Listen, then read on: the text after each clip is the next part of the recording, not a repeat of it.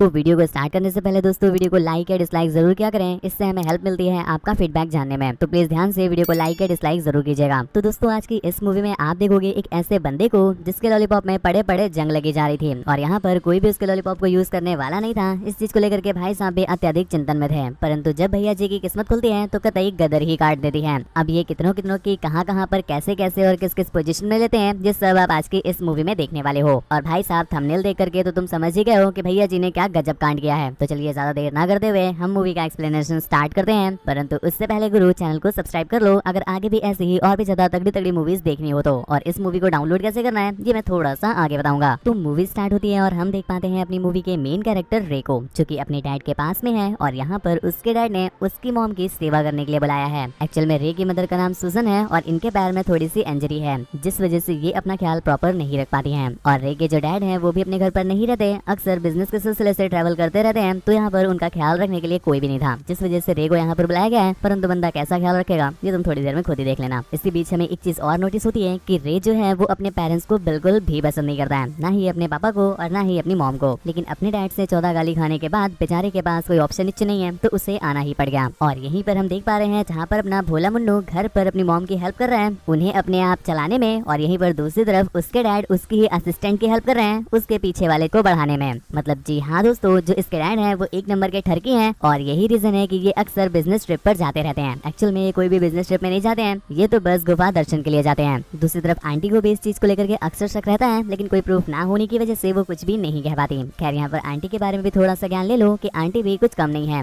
इन्हें भी ठुकाई में तगड़ा इंटरेस्ट है। लेकिन प्रॉब्लम ये है कि इनकी लेग इंजरी हो गई है, जिस वजह से घोड़ी क्या अब तो ये बहन की पकौड़ी भी नहीं बन पाती है, जिस कारण ये अत्यधिक दुखी भी है और यहाँ पर बस अपनी बड़ी उंगली को ही कष्ट दे रही है, जिसका इन्हें अत्यधिक दुख भी है, क्योंकि अब इनकी झील में हैंडपंप के ताजे पानी की सप्लाई नहीं हो पाती। खैर जो भी हो, पर आंटी ने चीट तो नहीं किया। कुछ देर के बाद हम देखते हैं कि रे सुजन के पैरों पर मसाज कर रहा था और यहाँ पर उसके हाथ पैरों पर मसाज करते करते कहीं और ही जाने लग जाते हैं, जिसके बाद वो किसी तरह से खुद पर कंट्रोल करता है। जिसके कुछ देर के बाद उसे उसकी मॉम को नहलाने भी ले जाना था, क्योंकि ये नहा भी नहीं पाती थी खुद से। तो रे जब उन्हें नहलाने ले जाता है तो एक बार फिर से उनके खुले खुले तंत्रों को देख करके उसका बउआ छटपटाने लग जाता है, जिस पर वो एक बार फिर से कंट्रोल करता है। उसी रात हम देखते हैं कि एक बार फिर से सुजैन उसे अपने कमरे में बुलाती है, ये कह के कि तुमने अभी तक मेरे अपर थाई की मसाज की ही कहा, अब अपर थाई की मसाज है बाबू, तो यहाँ पर उसे गहरी गुफा बस झलक मात्र नहीं दिखेगी, बल्कि संपूर्ण गहरी गुफा उसके नेत्रों के सामने ही थी, जिसे देख करके रिक से अब बिल्कुल भी कंट्रोल नहीं होता है और वो जल्दी से किसी तरह से उसकी थाई की मसाज करके भागता है वापस वॉशरूम में। हालांकि ये बंदा इस चीज को लेकर के काफी ज्यादा गिल्ट फील तो करता है, लेकिन कहीं ना कहीं ये इस चीज को लेकर भी बहुत ज्यादा परेशान है कि इसे अभी तक मिल ही नहीं रही। भैया जी ने सारी कोशिशें कर ली है,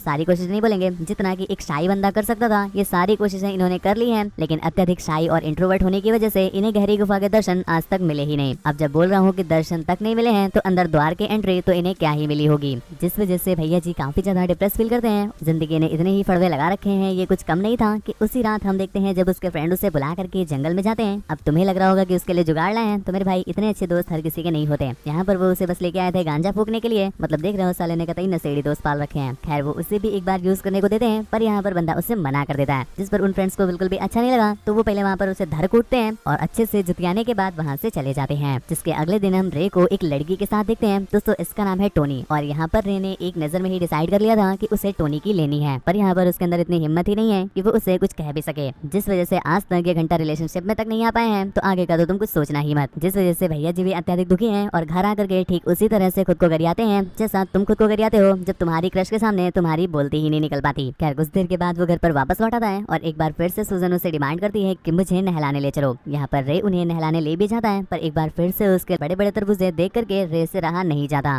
खैर किस्मत हर किसी की तुम्हारे या हमारे तरह फड़वे नहीं लगाती, कुछ लोगों के साथ थोड़ी सी रियायत कर देती है। ठीक ऐसा ही होता है रे के साथ, क्योंकि यहाँ पर वो टोनी की तो लेने से रहे, परंतु काफी दिनों तक रे के साथ रहने के बाद टोनी उससे गार्डन में ही चाटने पूछने लग जाती है, तो वो भी यहाँ पर उससे नहीं रोकता और यहाँ पर वो उसे पकड़ के चाटने लग जाता है। स्टार्टिंग में तो बंदे उससे खास कुछ भी नहीं कहती, पर अगले ही पल रे भैया बिल्कुल पगला से जाते हैं, जिस वजह से बेचारी टोनी काफी ज्यादा हर्ट हो गई और वो वहाँ से चली जाती है। तुम्हें और हमें लगा होगा कि इनका ब्रेकअप हो जाएगा, लेकिन मेरे बाबू पता नहीं टोनी ने कौन सा माल फूक रखा था कि वो सीधा जा करके अपने डैड को इस बारे में बता देती है। और भाई साहब तुम्हें लग रहा है कि टोनी ने गजब का माल फूक रखा है, तो हम आपको क्लियर कर दें कि अभी तुम उनके पापा से मिले ही कहाँ हो, क्योंकि इनके पापा तो मुझे लगता है शायद मनाली से माल इंपोर्ट कराते हैं, क्योंकि इनका नशा तो और भी तगड़ा वाला है। अब यहाँ पर हमारे या तुम्हारे जैसे लोगों की गर्लफ्रेंड घर पर जाकर के ये सब कुछ बता दें तो अपनी तो गणित ही टूट जाए, परंतु यहाँ पर उसके डैड अपनी बेटी अर्थात टोनी को लेकर के सीधा रे के घर पर पहुँचते हैं और यहाँ आकर के उससे से कहते हैं क्या इस तरह से कोई टच करता है किसी को, मतलब वो आपका लौंडा है या फिर हवसी दानव है। जिस पर आंटी उनसे माफी मांगते हुए जाने को कहती हैं। तो कुछ देर के बाद वो लोग भी वहाँ से चले जाते हैं और यहाँ पर आंटी अब देती हैं रे को दिव्य ज्ञान, जहाँ पर वो उसे समझाते हुए कहती हैं कि बच्चा ऐसे हर किसी को कहीं पर भी टच नहीं कर देते और हर किसी को कहीं पर भी उंगल नहीं घुसेड़ देते हैं। सबसे पहले बाबू माहौल बनाना पड़ता है, फिर उसके बाद होठों से होठों को मिलाना पड़ता है, जो चीजें काफी उभर गई हैं उनको पकड़ के दबाना पड़ता है। और बाबू अगर तुम्हें ये लग रहा है कि आंटी तो सिर्फ उसे थ्योरी बता रही है, तो मैं आपको क्लियर कर दूं कि ना ना ना ना ना,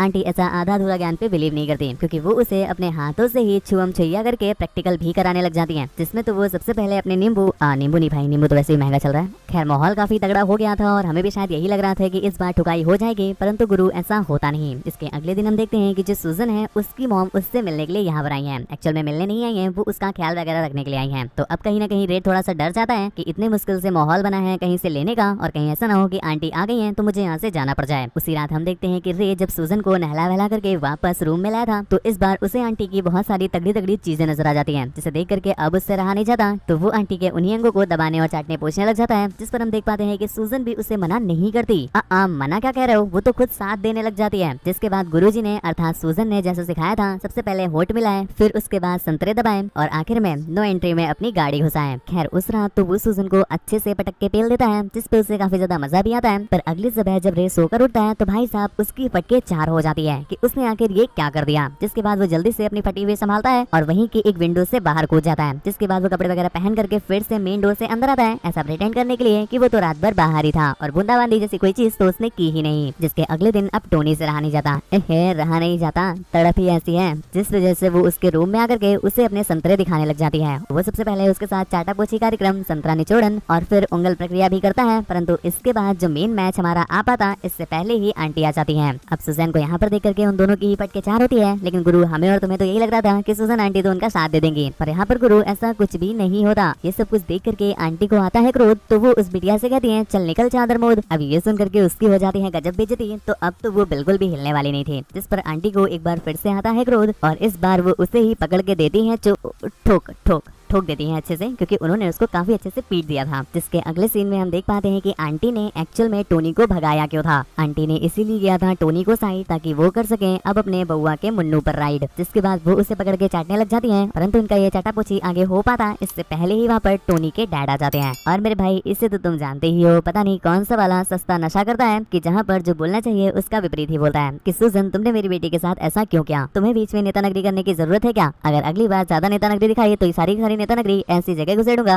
घुसेड़ूंगा कि जब भी बैठोगी ना तो मेरी याद आएगी। साला जिस तरह से इसके लक्षण है, कभी कभी तो कंफ्यूज हो जाते हैं कि डायरेक्टर ने इसको सच में बाप ही बनाया है या दल्ला बनाया है। खैर कुछ देर के बाद अंकल जी चले जाते हैं, परंतु यहाँ पर रे इस चीज से काफी ज्यादा हताश निराश और उदास हो जाता है। तो वो वॉशरूम में जाकर के फांसी लगाने की कोशिश करता है, परंतु इतने में ही सुजन वहाँ पर पहुंच जाती है, जो कि उसे बचा लेती है। अब बाबू को लटकने से बचाया है, जिसके बाद सुजन उसके घोड़े पर सवारी करने लगती है। लेकिन कुछ ही देर में रे को याद आया कि वो क्या कर रहा है, इसलिए वो खुद को पीछे खींच लेता है और अपने दोस्तों के साथ बाहर चला जाता है। यहाँ पर उसके दोस्त भाई साहब तुम जानते ही हो एक नंबर के तूतिया प्राणी हैं, तो यहाँ पर वो उसे डेयर देते हैं कि तुम इस पहाड़ की चोटी से नीचे कूद कर दिखाओ। बहन स्टोक वो गहराइयों में घुसना चाहता है और तुम उसे ऊंचाइयों में घुसेड़ रहे हो। खैर अपना बालक भी कम तूतिया नहीं है, वो उनका चैलेंज एक्सेप्ट कर लेता है और ऊपर से छलांग मार भी देता है। जिसके अगले सुबह हम देख पाते हैं कि वो वहीं पर पड़े हुए हैं। ये तो चलो किस्मत अच्छी थी कि ज्यादा फड़वे नहीं लगे, वरना इतने में तो अच्छे अच्छों की गड़ी टूट जावे। जिसके बाद उसे पास में ही एक ट्रक दिखाई देता है, जिससे वो लिफ्ट लेता है अपने घर की और यहीं पर ये मूवी समाप्त हो जाती है।